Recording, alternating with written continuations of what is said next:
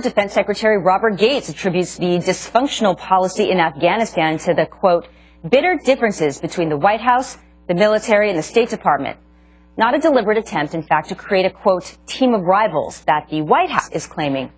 Gates also made reference to this claim in his soon-to-be-published memoir. Quote, I never doubted Obama's support for the troops, only his support for their mission.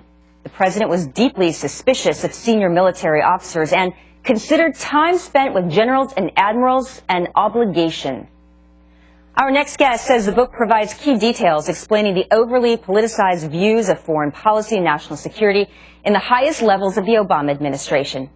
Joining us, J.D. Gordon, a retired Navy commander and former Pentagon spokesman who served in the Office of the Secretary of Defense. Welcome, sir. Thanks, Lori. I appreciate being on the show tonight. Appreciate your time, of course. So give us a sense, if you will, of how the attitude toward the military shifted during the transition from the Bush to the Obama White House. Let's start there. Well, you know, Lori, it was really like night and day. I was at the Pentagon for 4 years as a spokesman in the Office of the Secretary of Defense, working for Secretary Rumsfeld and then Secretary Gates.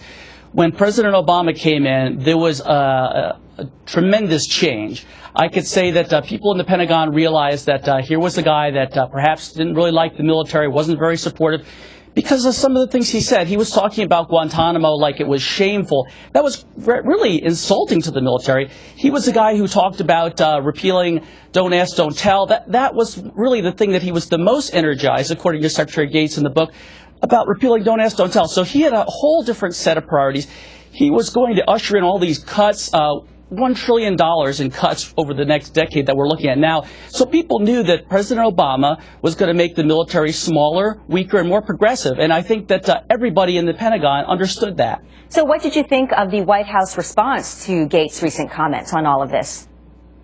Well, you know, Lori, I thought it was spin, basically to say that they established a team of rivals to get contradictory views. I mean, that sounds a little like, to me, what they said about Benghazi. Oh, yeah, it was the video. And that was after 12 versions of talking points out of the White House and State Department. So it basically seems like damage control.